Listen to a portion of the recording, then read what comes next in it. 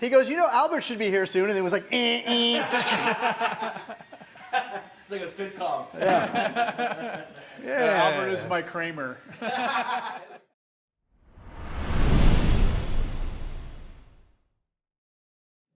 Performed live at the Improv here. Here we are live on a nice little Friday afternoon. You hear the sound of the 5 freeway outside. I'm glad I'm not on it. I don't hear shit. It sounds like a river here, that's why. Which kind of complements your paintings. So it looks like it's like the early stages of a painting. Yeah, I got like one. This is after the first session right here. And now I'm going to just block in some more stuff, more color in the background, just basic shapes. Yeah, I see the one above it up there, the sort of the...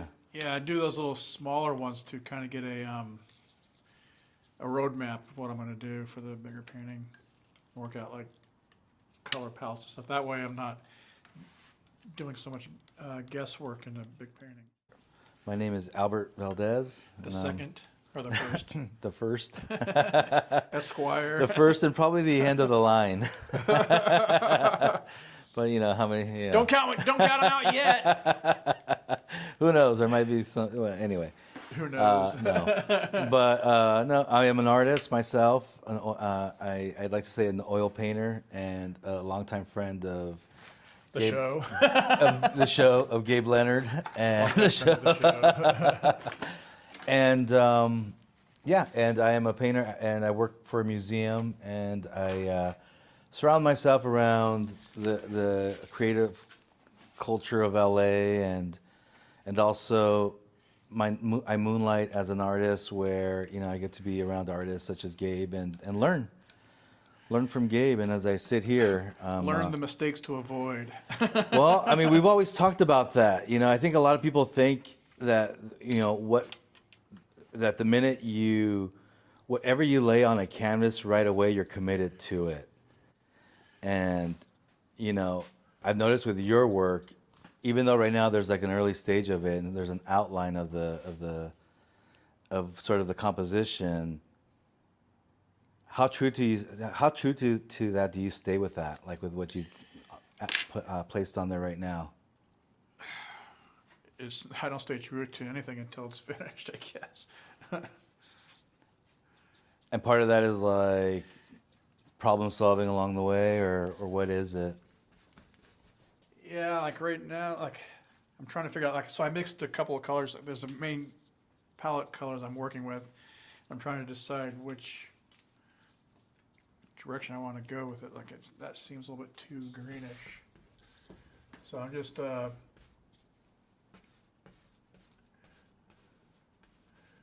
going to sort of work on this on the fly. Like I modulate I change directions anytime that I need to in the painting. So there's like the overall design, but I'm working on getting this whole thing to look okay, but like this is just the initial rough in stages. That's what I was gonna say. It's like, you know, as far as in the painting itself, it's like the early stages of blocking things in, applying paint. There seems to be a lot of like physical work to it, you know, applying this paint, get through this paint process. And can you talk a little bit about like at this moment of the painting, what are your thoughts right now? I don't have too many thoughts Not at too many this thoughts? point. I'm just like, does this look nice? And I like it. Are you focused on the color blue that you're adding right now? Right now, it's just like I'm It's kind very of. therapeutic. It's at this point, like in any session, I'm just starting to try to find the flow, the groove of what I'm doing. This is also a base color. I can change my mind on this at any time. And I might decide something else needs to go here, but Nice. So nothing too critical at this stage. Well, I've always enjoyed the sort of this perspective that you bring to it, the enlarged hands, the coming at you, and that perspective. I noticed a lot of your work does that, and is that purposely planned that way? Yeah, it just adds dynamic to the imagery, like exaggerations and extreme pushes in perspective. Bring you into the scene a little bit quicker, I think. It definitely draws you in. What do you think when people say like, "Oh, you're a cinematic artist"? What do you think that means? I mean, I kind of came up with that term. Well, I still hear it though. I hear it around. Well, it's because my propaganda is working. And if I describe your work, I would say it's cinematic. You know, it's well, like, the idea came because people would often just is that from a movie? That's the comment I would get is like it looks like these look like movies or something. Is this from a movie? And they're not, but it's the cinematic quality I think people are picking up on, which is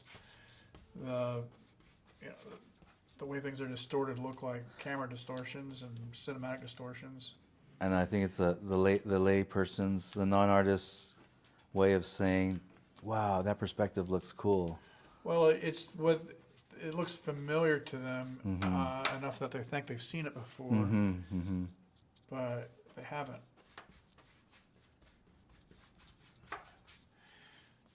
And yeah, so I just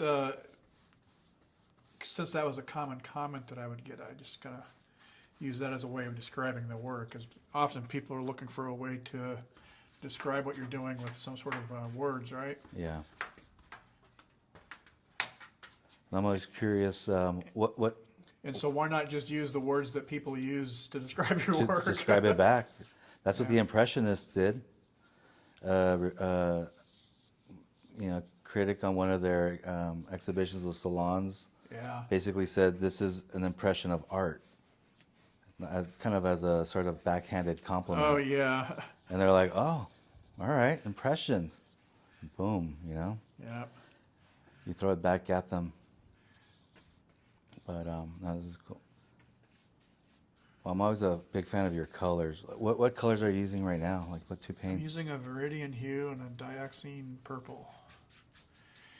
And it's interesting is that when you mix those colors together, they kind of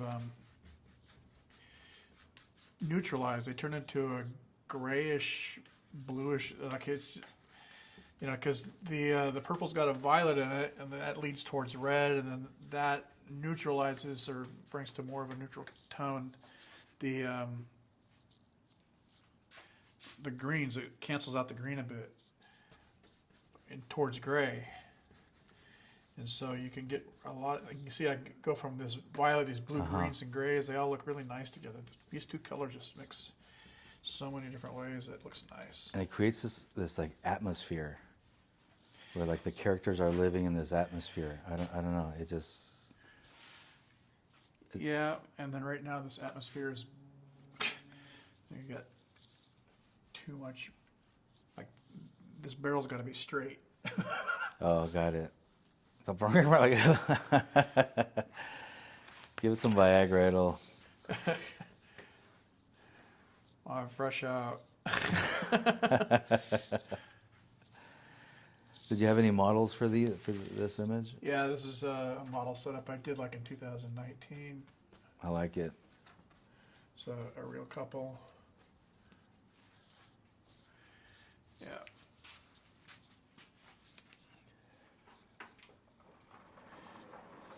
You know, So I'm gonna continue. just like I used to I kind of still do as I work on my paintings. I play like as a kid like an army game. When I did like army soldiers, I create like a storyline in my head, and I'm just like almost a script runs through my head. The story of the painting you're working on. Yeah, the painting I'm working on, and I tend to do that a lot. And do you? I mean, as another artist, do you do that? I don't really think about the story this what's going on in the painting like too much. Are you thinking about the like the view that they're seeing, like where they're at?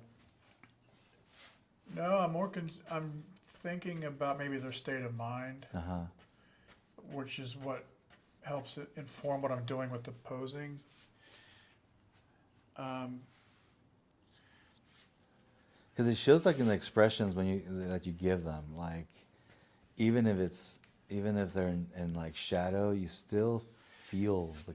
Yeah, so that informs like the posturing and Yeah. the composition, but so all of that might go into the premise of the setup and how I'm composing everything. But like when I'm getting into like this is a part of the technical side of it, Yeah. and so I'm not really thinking about like what's the painting about at this point. I'm just thinking about do these colors work? Or is this too smooth of a background? It's kind of like not modulated the way I want it to be.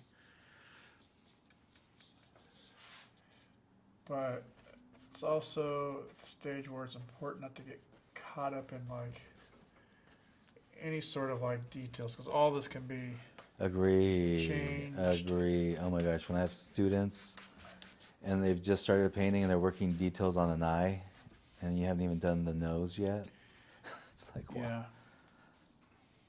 So in other words, you sort of build the painting as a whole. It's very democratic. Yeah, Brushwork. nobody gets a vote. Nobody gets a vote, or everybody counts, or is that just a utopian? Nobody counts equally. Only my vote counts when it comes to. I wouldn't say it's democratic, other than I'm the only one that votes. But you move across the whole canvas. If you would like do a time lapse, you wouldn't be stuck in a corner just working a corner of the canvas. You definitely move around a lot. Well, like in any sort of management of things, you want to take care of the biggest things first, like the things that are the easiest things to take care of. So like the basic colors. So start with big brushes and go all the way, work your way down to the tiny little ones. Yeah, you can see I'm using like a pretty decent sized brush. Is this all blurry yet? Nope, it looks like it's still going. Been having issues with that camera getting just going blurry for some stupid reason. Let me take a look. It looks like it's doing okay right now. Yeah, it looks pretty good.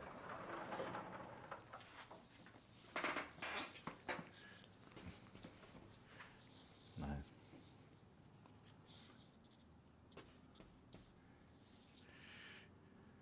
I was thinking of checking out the boardwalk again and just trying it out, just seeing what Oh yeah, you should. seeing what the temperature's like out there.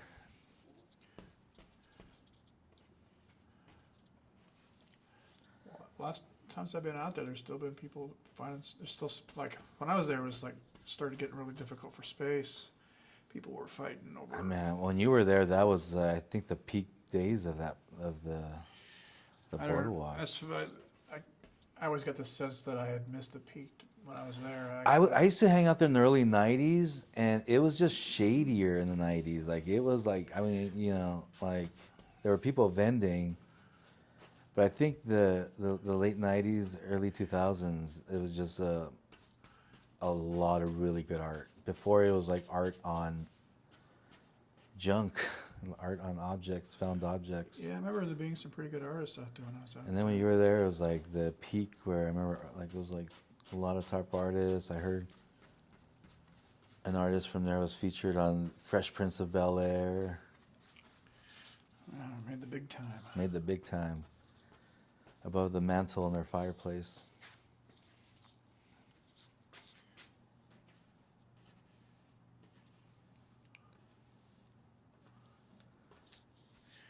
You ever miss those days?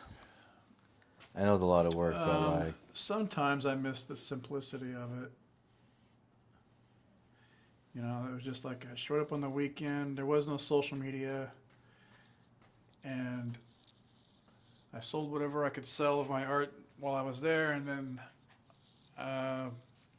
once the weekend was over, I was done until the next week. And there's something nice about how simple that was. It's like I wasn't collecting email addresses and trying to. I was just like sell my art to whoever was out there at the time. Yeah, there's a rush. There's a bit of a rush to that game. Yeah, it's grueling, but when Well, it's fun. who doesn't like getting, You show up out there, you have no money, and you're out there all day, and then sometimes in nice locations, I mean, you sell some art, you meet people, and then you go home with money in your pocket. Like that's pretty sweet. It was like to have nothing and then show up and be able to support yourself on just people who showed up at the boardwalk supporting what you do. Yeah. The only thing we're glossing over is the creative talent and the product, but yes, if you have something that people will like, set up.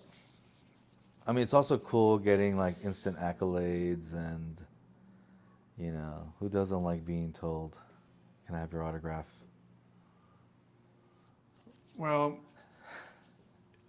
at some point you're out there because you're trying to. But you're earning a living. You've got to make your bills, yeah. And so, it's nice to get accolades, but I can't pay my rent with accolades. No. Do you think it's a lot different now, or is it similar to when you did it? I mean, are there bigger challenges? I think the main challenge is still the same, which is to get your artwork in front of people effectively. Yeah. I think people are confused with the idea that the only way to do that is online. I think people are cutting themselves short, actually. I agree. All kinds of opportunity to get your artwork in front of people, because we just focus all on the internet. I know. And if you can't do it on the internet, then it doesn't exist to people for some reason. I think that's. And I think the algorithm sets us up for that, because all you see are people succeeding. Well, tell me, you've gone out and sold your artwork out of a tent before, or you sold it at the Brewery Art Walk, and you made more money doing that in a weekend than you do online. 99%, yeah. It's just more impactful. There's no way around it. I mean, yeah, I agree. People see it in person, and they're more likely to make a decision about I'm actually very baffled that anyone can sell anything off a TV, off a little screen. I mean, a painting has depth when you stand in front of it. Like, I'm looking at your work right now. I'm sure it looks different on camera than when I'm sitting here looking at, and I see like really great layers and depth to it. And to try to sell that on a little screen is incredible. While someone's sitting on a toilet. Well, the thing is that it isn't meant to be experienced on a phone. Like, this is something you want to stand in front of it. That's the only way you can really experience something, is being there in person. Yeah. I think we're often trading our real life experience for an illusion on a phone. Like, we're kind of bamboozled a little bit, I think. I think so too. Or a bit distracted. No.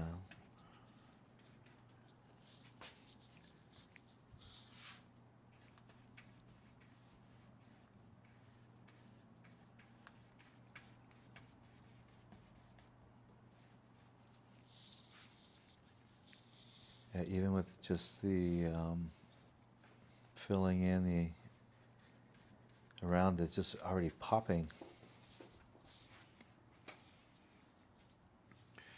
Yeah, it's starting to have a cool little vibe to it.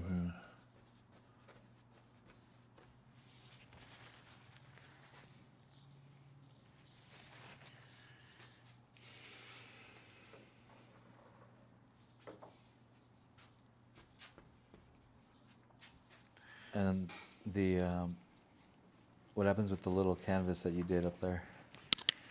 Does that one get framed too? is so nice. I throw it away. You burn it. Your work is It'll end up somewhere. your work is done.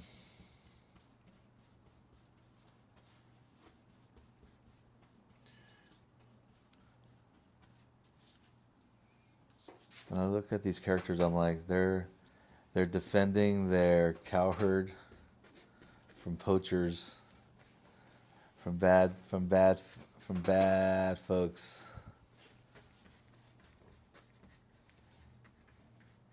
But there's no real tension in it. They have got each other's back. They got each other's back. And she's a confident woman.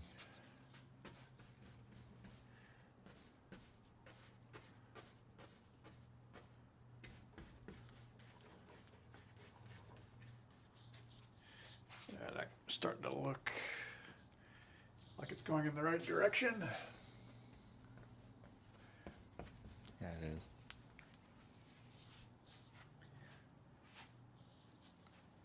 So kind of going back to like paints, like when it, the term like oxide, what does that imply? Oxide is like rust, Yeah. so like iron oxide. It's what you're going to find in some of your like burnt sienna pigments. Often will use a pigment that's iron oxide. And looking at my study to try to figure out what I want to do now. So also this purple mixes with orange. It makes it nice, really It does. I mean, look at that. warm color. Speaking of rust.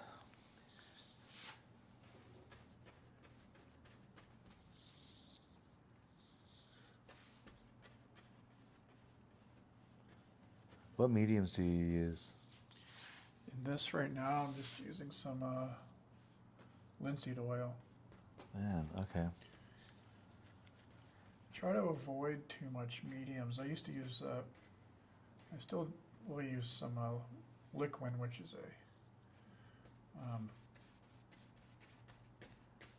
it's a painting medium that helps thin the paint down a little bit. Does it dry faster? Yeah, it dries a little faster than the regular oil paint Okay. does. But I've been trying to get out of, Why is that? what do you mean? Not using it. It changes the properties of the paint. Oh. It's an additive. It's got things. It's got a petroleum-based oil in it. It can yellow over time, and it's used to do glazing and to thin the paint down so you can work it quicker, and sometimes to make it dry faster. Yeah. But I kind of there's more of a challenge in working without it. Just working with thicker paint. So when you have thinner paint, you can work over and do things like that you can't do when you have to be committed to like your initial decision. So like getting away from using the mediums has actually helped me to improve my Got it. color palette mixing and stuff like Or that. at least minimizing the mediums you use. Because you always use a medium, no? Not really. Oh, really? Like I'm dipping a little bit of linseed oil into this mixture just to keep the paint smooth, movable.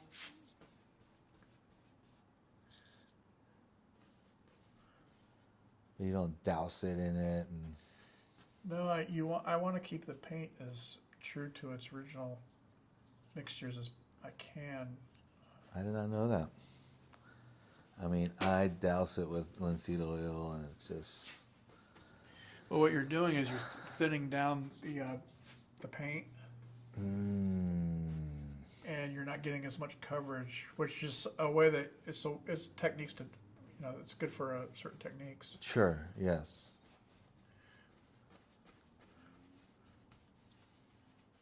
It's kind of like, it's the same reason that I tend to like to draw with pens rather than pencils, like working thicker kind of forces you to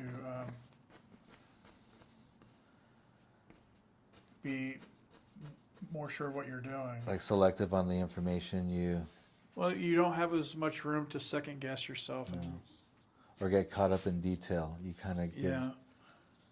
I've noticed that in your sketches. You give enough quick information where the viewer can add the rest. I'm going to move to a smaller round brush here. And now we move to the smaller paintbrush. Ooh. Well, I just got some areas I got to get into. How's the gallery world going? It's going all right. I'm getting ready for a show in Wyoming, which should be usually pretty good. And that's it. Heading back home. Yeah. Yes. Where the buffaloes roam Yeah. with drones. I don't know if I'm going to bring my drone with me this time or not. Maybe I will. It's a really great color. Yeah, this reddish color is pretty sweet.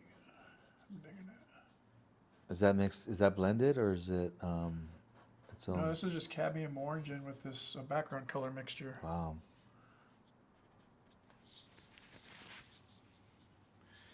So I'm working these violets against that orange. And I really like that technique of how you sort of block it in the shapes. I mean, we can.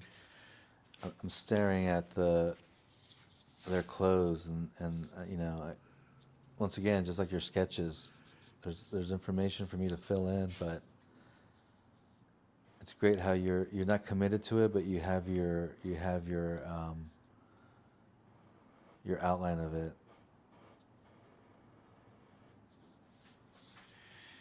Yeah, doing these little studies is very helpful for this because now I don't have to do a lot of guesswork, although the spontaneity of the guesswork often leads to nice things. So it's like there's no real right or wrong way to do it. Sometimes spontaneity leads to more time and more paint. Yeah, that's that's true. I should say too many times.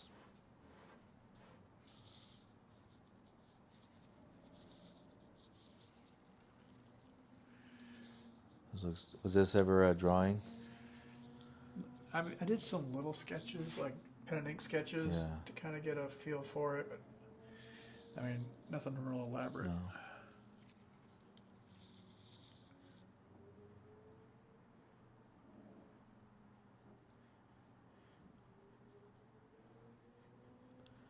And whenever I look at a painting, I'm always like, did this artist capture the physics of the sunlight, of the light source? And sometimes it bothers me when there's light where I feel like there shouldn't be, or like implying like light. And I notice in your work, the shadows follow. Yeah, the light source and the temperature of the light, the kind of light that Correct. you're seeing is something to pay attention to. Not just a white light. Well, the color of the light source is what informs all the palette decisions about the painting. So, like, what colors am I going to choose in any particular point?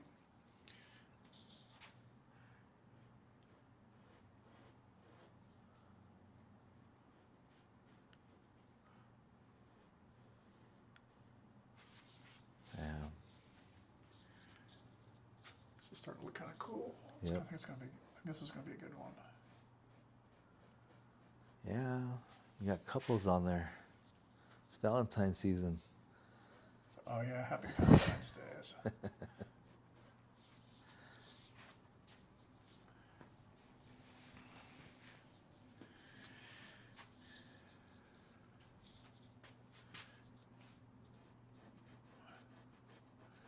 Yeah, so I just block in like all the shapes.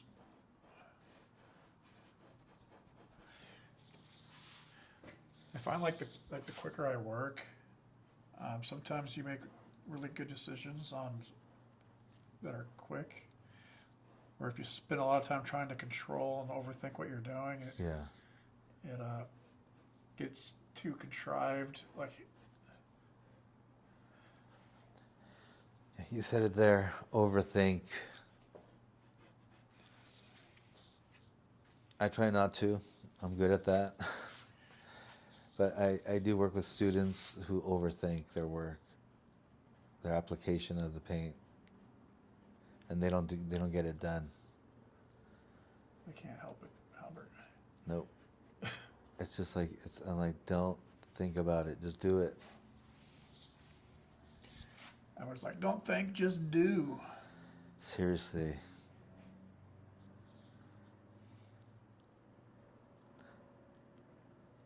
Some of my paintings that I appreciated the most and actually sold quickly were ones that were at 2 a.m., half asleep, don't care. It's a throwaway canvas, relaxed, and then something starts to form. The ones I plan, write down. Oh my gosh, those send me on a long waste of time. So I've learned, don't overthink it.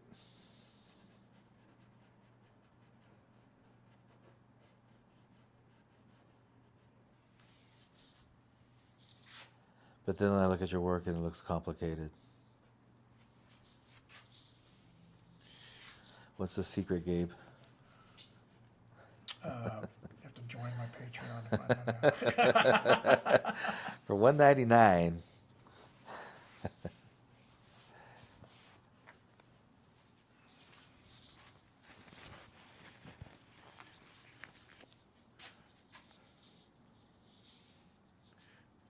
No, it was good to see your work at the LA Art Convention. The LA Art Show. LA Art that was Show. fun. That was great. No, it's good to see people standing in front of those pieces. It's 3 pieces. It's 3 pieces, no, or 4? No, 3. I had, I think 4 originals in there. 4, huh? Yeah.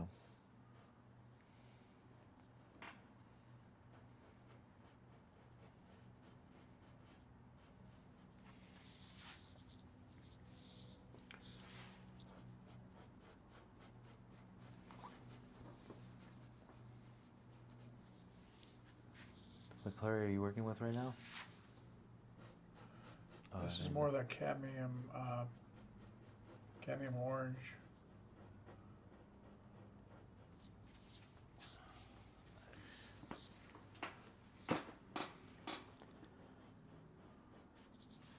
So I got basically 3 colors I'm working with here, which is that purple, that green, and that orange, and then some white and black. I'm not liking what that's doing right now. Yeah, so this is that green mixed with white. Man, but why does it? So green mixed with white and the blue comes out? I think that's good. You know, like I said, this is just the initial block-in color.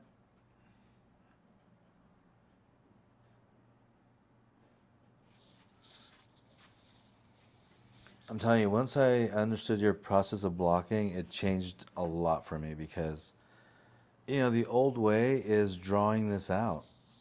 And when you draw it out, you get lost on the drawing part. Like with blocking, you just throw these figures on there, these shapes on there, and literally like clay, you mold it. Yeah, well, I'm still drawing. I'm drawing it with paint. And exactly. No, See how exactly. this camera's- looks like it's still going sharp. But like when you draw like the outline of it, I think I see it all the time. It's like you're committed to a composition that Well, then you end up being, like coloring in the lines. you get a lot of that. And yeah, I stopped. This is why I do it this way. I got tired of that. I mean, this way it's almost fun. You're pulling a painting out of a cloud, no?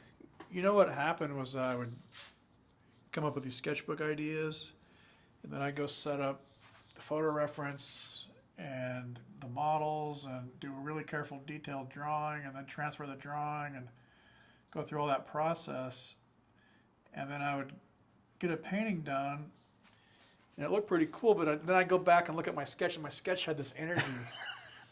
And so I realized like what was happening is that as you go through all these processes of control, of controlling your drawing and, and all of that stuff, what happens is that you end up losing the spontaneity and the expressiveness from your sketch. Yeah. And so I decided I would just do all of it on the canvas, and then you're catching all of this spontaneity that happens at this stage. And then it gives you that ability to, you know, like exaggerate, especially like in, you know, right here, these, you know, these hands, you know, they're large, but they make sense. You know, the perspective makes sense.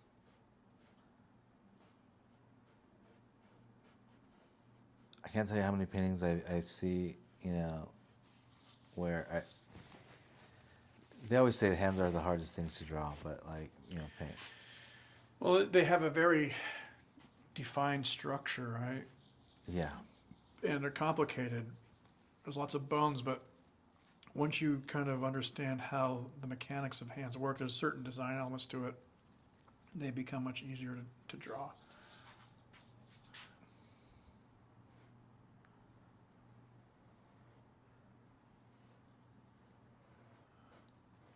Because then you're not trying to draw a bunch of like a palm with a bunch of hot dogs sticking out of it. Ugh. Or like rubber hands, rubber. There's a certain thing, like if you go to like a figure drawing class, it's much easier to draw somebody who's kind of fat and out of shape than somebody who's really muscular.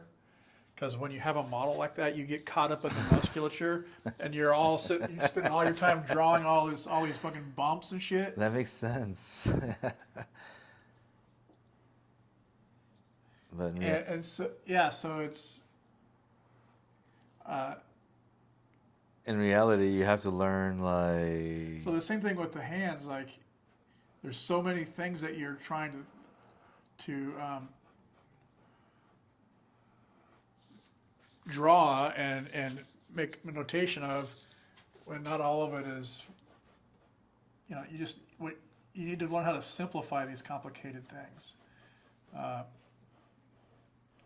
it's like you say, first you have to understand it. You know, you have to understand the anatomy. I mean, the more you understand about like what it is that you're like a painting of, like the bone structure, then you can exaggerate it in the proportions in a way that it's. Well, then you know, when you're drawing from observation or even a photograph, then you know what you're looking at. Yeah. You're not guessing about it. It helps you to make quicker decisions and more informed decisions.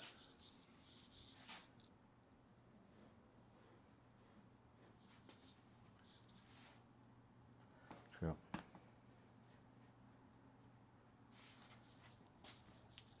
Man, I'm captivated by that color.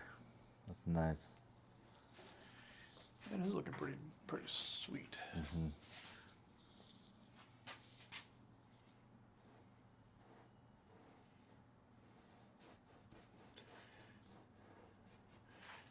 And all these colors will change but I'm getting the sort of the base color for the light. Mm-hmm.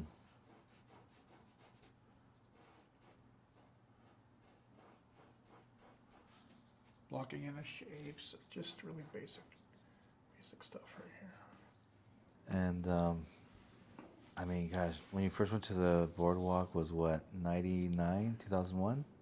99.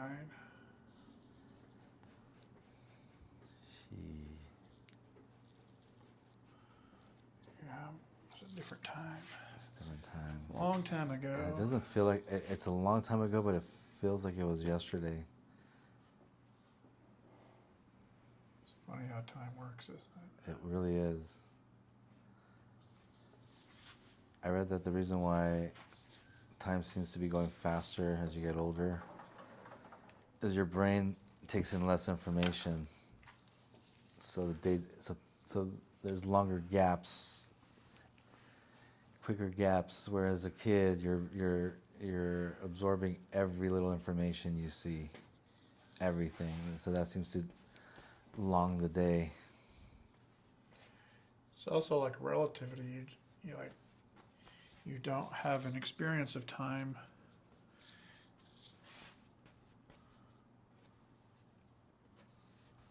as much as when you're young. Yeah.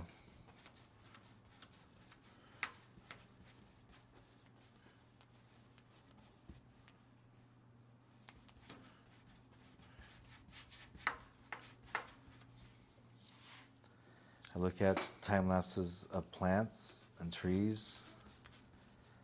I'm like, maybe they're the real inhabitants of the planet. Like, if you look at a time lapse of a plant or a tree, to them, their time is moving fast. Like, they feel that speed, or relative to them. And it makes me think, like, wow, in the time that vine went from there to there, a lot has happened for a human span, in the human span. And it's like, we come and go, we're like a blur. With something that moves that slow, we must be just a blur that they don't even, it doesn't even, if it had eyes, it wouldn't even see us. I've been staring at trees out of my studio. Oh, yeah, how's studio life where you're at? Going good. Oh, thanks for the with Hambone Comedy. Oh, It's yeah. gonna do it. It's fun. Yeah, it's gonna do it. So I meet with them on Monday, Oh, nice. and then yeah, just do a little nice setup over there, and it's nice to just it motivates finishing up some paintings. Yeah, having an event or some sort of deadline helps focus, doesn't it? I think for any artist, I think you should create and have a deadline. Put yourself in a position of signing up for something and have a deadline. And it doesn't mean you overkill yourself and commit to a lot, but try to find a deadline, because that's Well, it generates the focus to getting. it really does. It projects really generates done. and right now we need all the tools we can to focus with all these distractions. I mean, I compete against my iPad and the news, and it's just like, and the phone. And so it's important to focus, and with deadlines, boom, it's like the pistons, everything kicks in. The pistons are firing.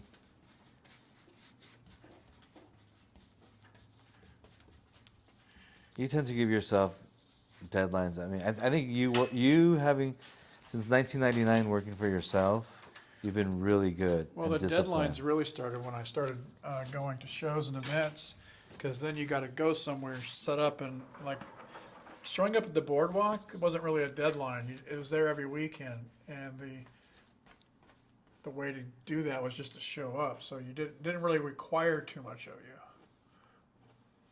you. When you start having to do events and pay for booth spaces and be out farther away, a lot more traveling is involved.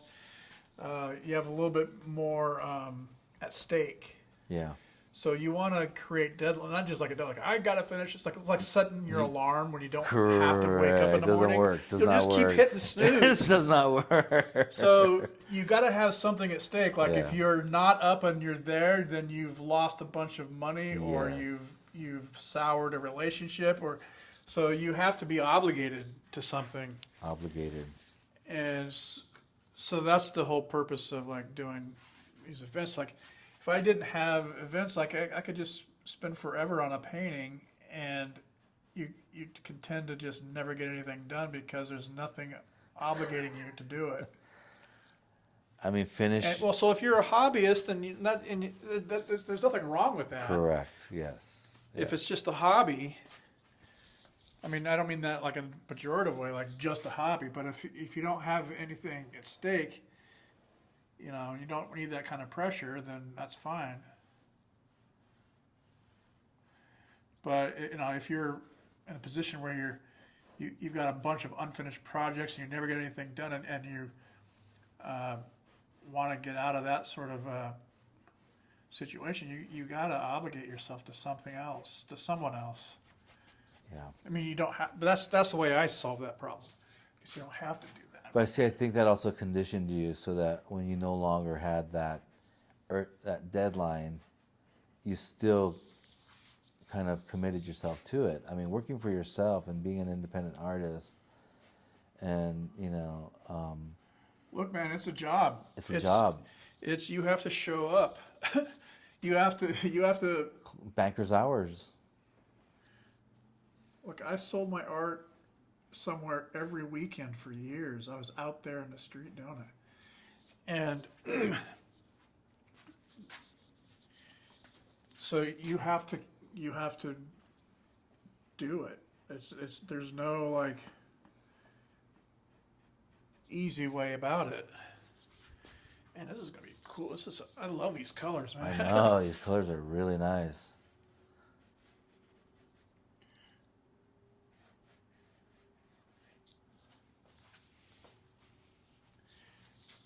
This is gonna be pretty bitchin', I think. What's your take? What about commission work? You stopped. You don't really do commission work at all, huh? Depends.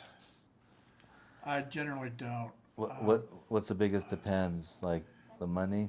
I mean, No, not really. It's what or it is. a What it project, is. and to whom? What it is. If it's something I want to do. But generally, I'm focused on doing my own projects, so I tend to turn most of it.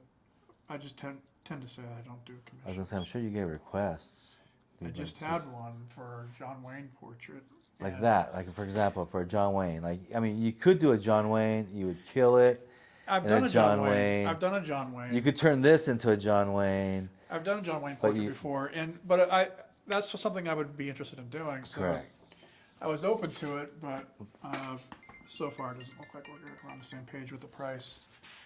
Oh, there I you go. don't- Yeah, You know, got it.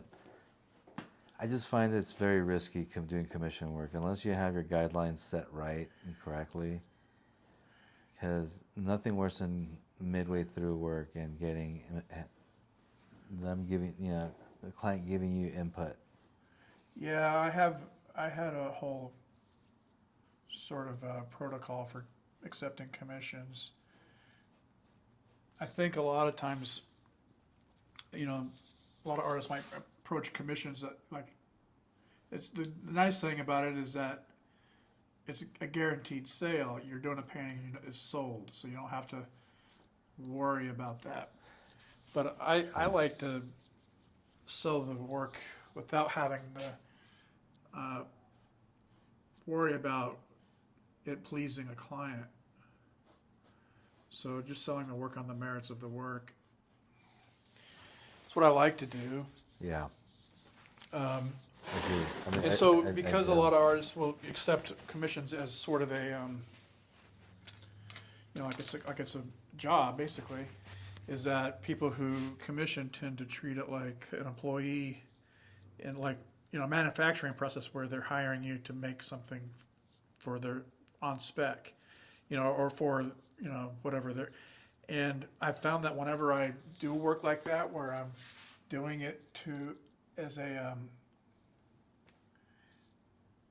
trying to fulfill someone's need, like a job, the work always suffers. And the commissions that work out the best are the ones where I take the painting. Liberty.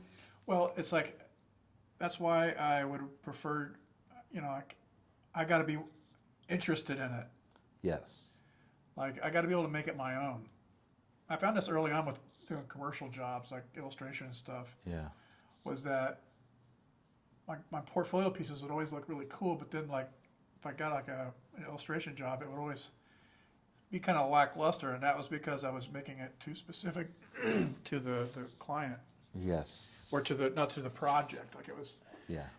And when I approached pieces as a piece of artwork that stood on their own, I found that the work was much more successful as artwork. So, oops.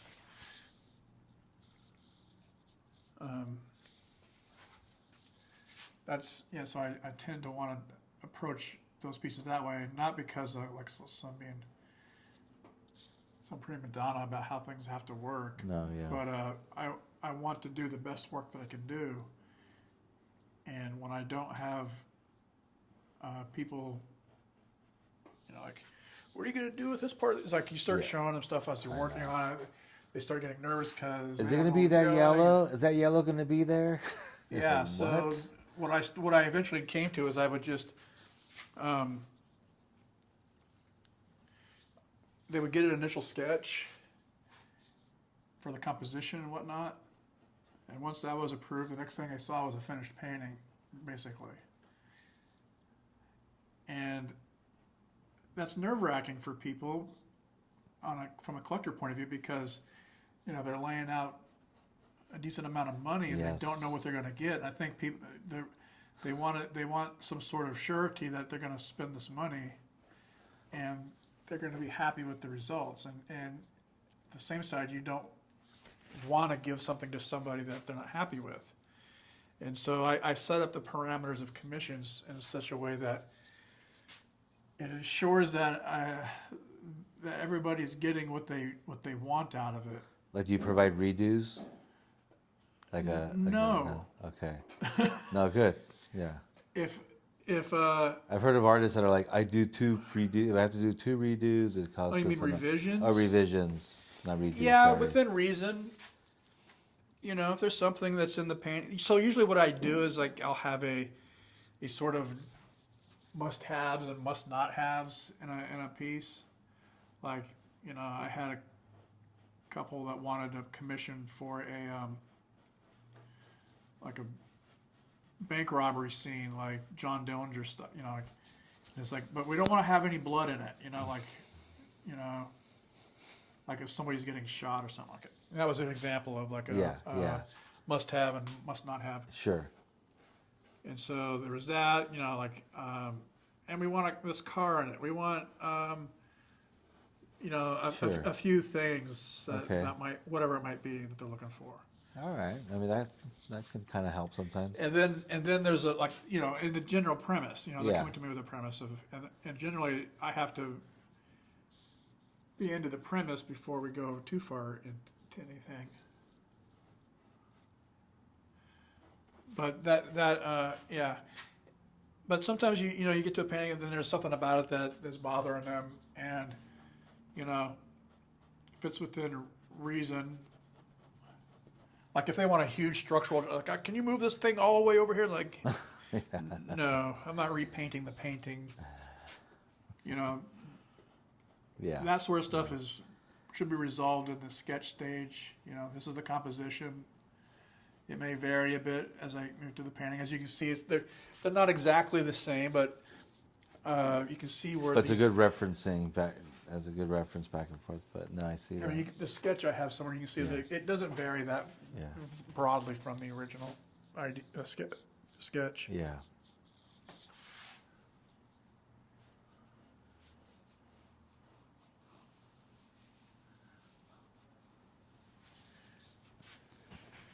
Actually, this is interesting this is kind of I haven't approached paint quite like this. I'm also working on a different kind of canvas. I'm working on that like really expensive quadruple primed linen. Oh, really?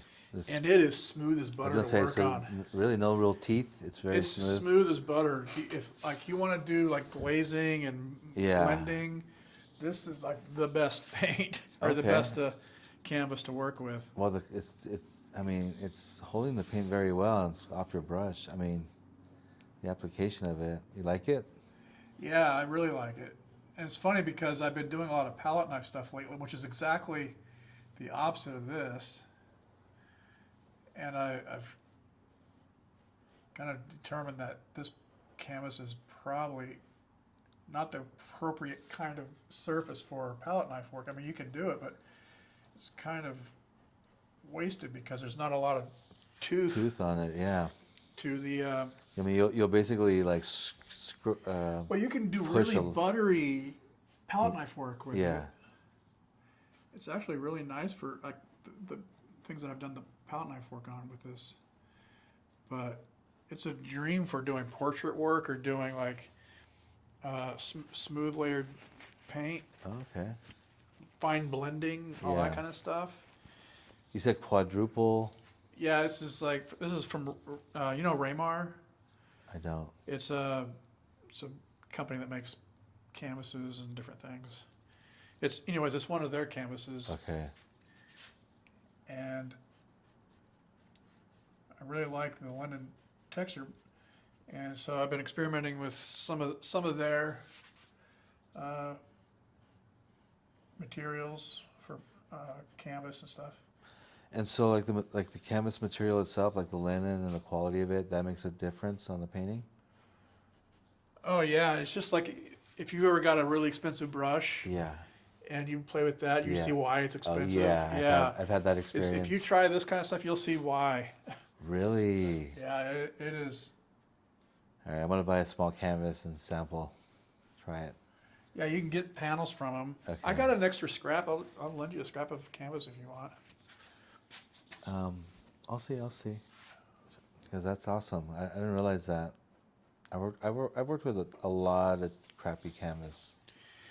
Yeah, man. Working with good materials is important, dude. Okay, can we stress that? And I need to hear. I need to Yeah. remember that.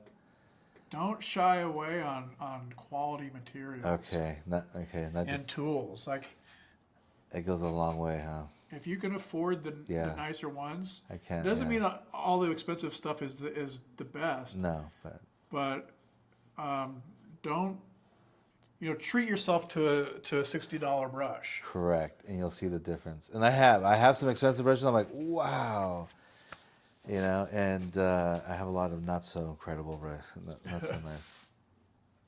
And sometimes it challenges me in the paintings, Yeah, treat yourself to an expensive brush every once in a while. but I think I need to focus on a canvas material.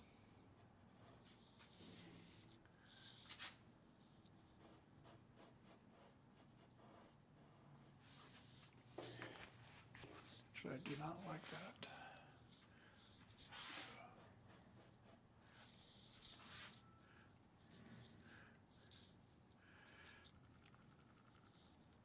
So we're trying to figure out like which direction this sort of mid-flesh tone is going to be. It's going to be in the purple direction, I think. I mean, I've been sitting here for what feels like maybe 45 minutes, and it's like already taking form. I've got almost the entire thing blocked in. Yeah.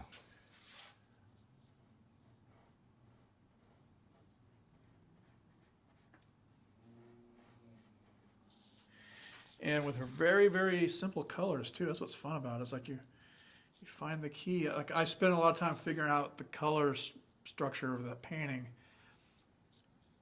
And now I don't have to guess I can just go into this bigger painting and it's coming together much quicker than if I had tried to figure all this out in this painting.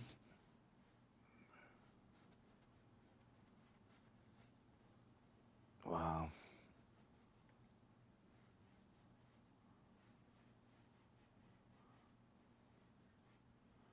So now I can just focus on, Are you using a flat brush? yeah, I'm using this chisel brush. Chisel. So you can draw straight lines with it, you can do pointed work with it, and broad strokes. It's Okay. it's like one of my favorite brushes. Chisel, huh?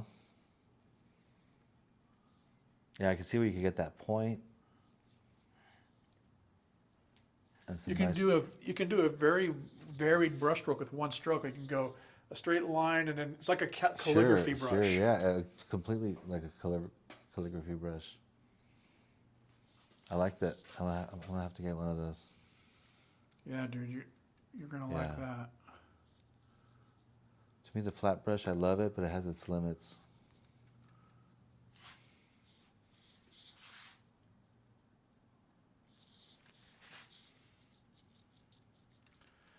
Do you ever use the feather brush? Like a fan brush. The fan brush, yeah. You know, I never have gotten into a fan brush. I bought one that I never used it. Now it's like damaged somewhere. Yeah, that's what happens 9 out of 10 times. I've It's probably one of those brushes like I'll when if I ever pick one up, I'll be like, why haven't I not been using this brush this whole time? But what was its purpose for? Like, well, leaves? like Bob Ross uses it to do. Oh, Bob Ross did, huh? He uses it to do like a bunch of That's probably where I've seen it from. yeah, he uses it to do a bunch of like tree shapes and stuff. Yeah, yeah. It's supposed to be really good for blending. For blending? Really? Yeah. Now I need a slightly smaller brush. I'm gonna sort of draw in this eye. Speaking of Bob Ross, I think David Arquette is picking up the hat. He has his Joy of Painting YouTube. I thought about doing a follow along with Bob Ross. You know, like go through his videos and then do a painting with him as he's doing it. Yeah, that'd be awesome. That would be awesome. Is that what David Arquette's doing? Well, David Arquette, he's like actually like drawing a painting with the same sort of isn't that wonderful? Happy accidents.